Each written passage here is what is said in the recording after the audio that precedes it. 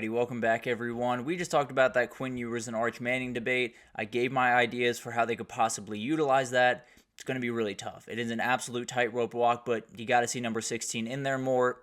Obviously gives you a little bit more athletic ability, a little bit more ability to push the ball down the field. Texas is going to need that at some point throughout this tournament. But let's get to the coaching carousel, because what is happening over at Chapel Hill? There is a lot of different chatter around Bill Belichick and that UNC job, and definitely a lot of things that I know are a thing in college coaching hires.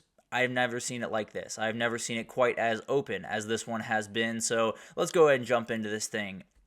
Ollie Conley, a reporter for Guardian as well as the Read Optional, reported that Bill Belichick has agreed to become the next head coach of the UNC Tar Heels, but UNC has not agreed yet. And I know that sounds crazy, but here's the reality of the plan, or here's the short term of the plan. It sounds like he dropped off a 400-page Bible, as they're calling it. A lot of different names to throw out there. It is essentially just a plan for what he wants to do when he gets to UNC. It goes into NIL and how he wants to get much more investment in that respect. He wants to hire two different staffs, one for coaching, one for recruiting, which is kind of a thing that happens around college football right about now. Obviously something that is already sort of happening around UNC. And then the big one that a lot of people are talking about is it sounds like he possibly wants Steve Belichick to take over after a few years, be the sitting head coach as he is, leading the team. Steve will be ready to roll whenever Bill Belichick moves on to the next level.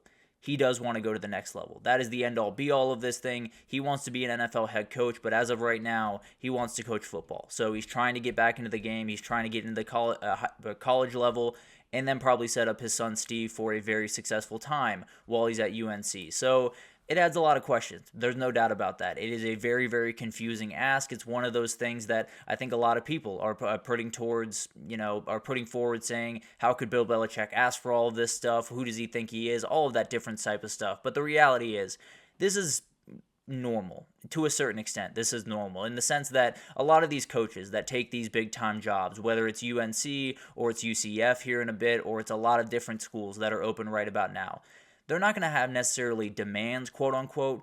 They are going to have asks. They are going to have certain things that they want be done before they get there, like more investment in NIL, like ability to go into the transfer portal a little more aggressively, like possibly a recruiting coordinator and some of the GM and all of these different things that are new to college football. People are still trying to build those things out. When you do take a new job, you do want those reassurances. So that makes total sense to me. That's not necessarily a new thing in college football. That has been around for a very long time. I've never quite heard it called a Bible before, but at the end of the day, it's not crazy for someone to have quote-unquote conditions of what their job would look like if they were to take it. Here's the thing about this, and it was something that Josh Pate was talking about when he was talking about this a couple of days ago, and he just said, what does this bring? What is the new thing that Bill Belichick brings to UNC that they have not had there before? Because the reality is, this idea of having a coaching and recruiting staff, that's already a thing. That's been a thing at every single university across the country for the last couple of years. That is not necessarily new. That is not necessarily going to innovate UNC to another level. The NIL investment.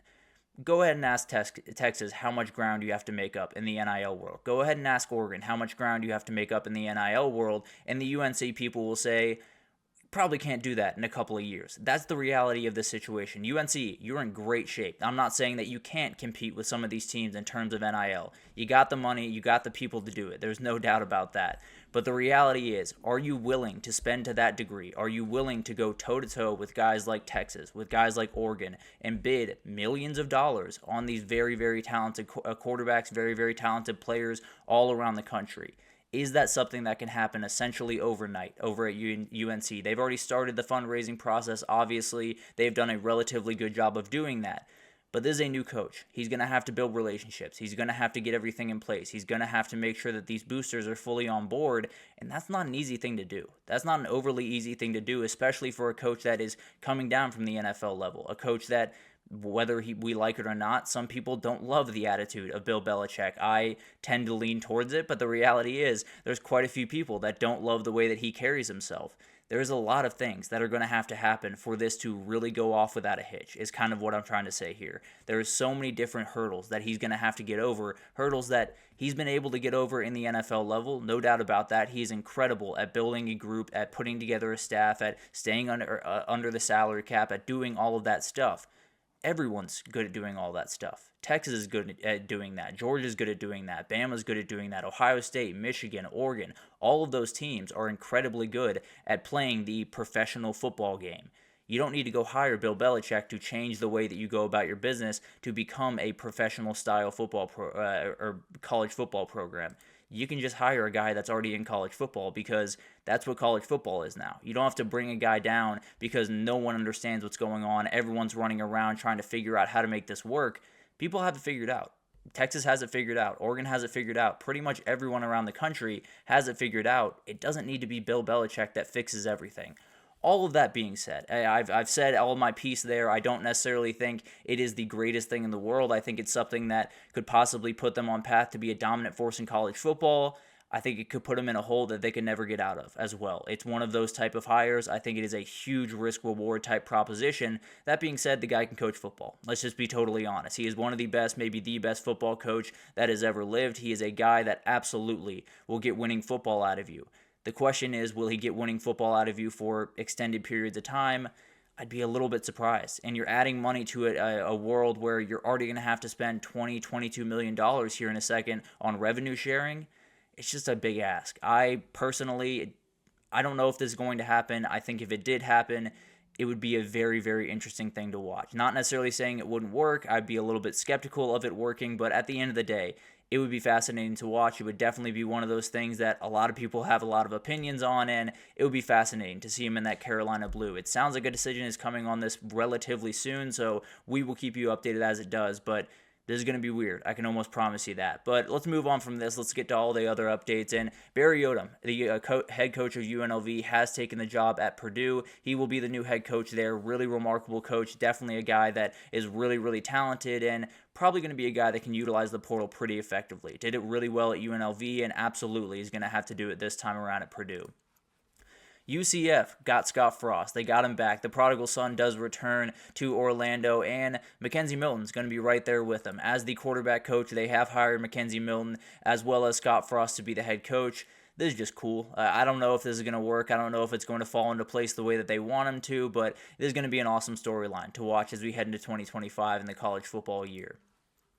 Cal has hired their offensive coordinator, and it is Brian Harsin. Brian Harsin is back in college football after a unceremonious exit at Auburn, but the reality is, very, very talented offensive mind, did a great job at Boise State, did an okay job at Auburn for a little bit there with the offense, but definitely a guy that can do a really great job, and it'll be interesting to see what that Cal team looks like with Fernando Mendoza likely at quarterback this time around next year. Going to the G5 level, Southern Miss has made their hire. It is Charles Huff. That was a really weird saga over the last couple of weeks, but it is officially set in stone, and Marshall has made their hire in Tony Gibson as the new head coach. He was the defensive coordinator at NC State, did a great job there. Definitely a guy that I think can be very successful at Marshall.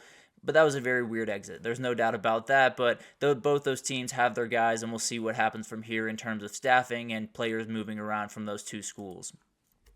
App State has made their hire as well. Dow Loggins is going to be the new head coach of the Mountaineers, and great hire, no doubt about that. The job that he did with Lenora Sellers over the last couple of years has been absolutely incredible to watch. He's done an incredible job getting talent into that place, and I have to assume App State's going to have a really cool, really fun offense that, given the right quarterback, can be really special at that Group of 5 level.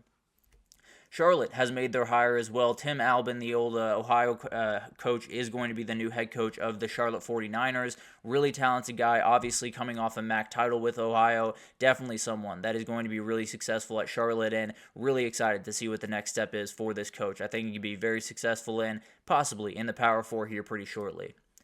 Moving over to some rumors around some open jobs. West Virginia, it sounds like it could be Rich Rod. It sounds like Rich Rod might just be coming right back around the bend. There's a couple other coaches that are involved in this thing, and obviously it sounds like we'll get pretty soon news, probably by the end of this week, it was what it sounds like. But as of right now, it sounds like Rich Rod might be coming home. That would be incredible to watch, and definitely would be a very interesting storyline in 2025. UNLV, they just moved on from Barry Odom. They already got the guy in building. It is going to be Brennan Marion if I had to imagine. If they let him leave, I'd be shocked. He's a remarkable coach. He probably won't be there for long, if I had to imagine, as the head coach, because there's going to be a lot of Power 4 coaches that are going to want this guy. He's remarkably talented. The offense that he runs is innovative and really fun, and I think he's a guy that continues to rise. Looks like he's going to rise to a head coaching position at the place that he's already at. Tulane gets to hold on to one of my favorite coaches in the entire country in John Summerall. They agreed to a new contract for him, a bigger salary pool for his staff, revenue sharing going to be a big part of this, a lot of different stuff going into this, kind of like the Bill Belichick thing we just talked about. Some conditions were met for John Summerall. He is sticking around New Orleans, and that's going to be a team in 2025. I can promise you that, even without Darian Mensah on the way. Oklahoma State and Mike Gundy. This was a weird situation last week. No doubt about that. They were in a weird little standoff between they wanted to give him a little bit of a less of a salary. He was not having much of that, but it sounds like they've come to an agreement. Sounds like there's going to be much more in NIL. The OC and DC hires will decide how good this is going to end up being. Plain and simple. They did not hit last time. They're going to have to hit this time around.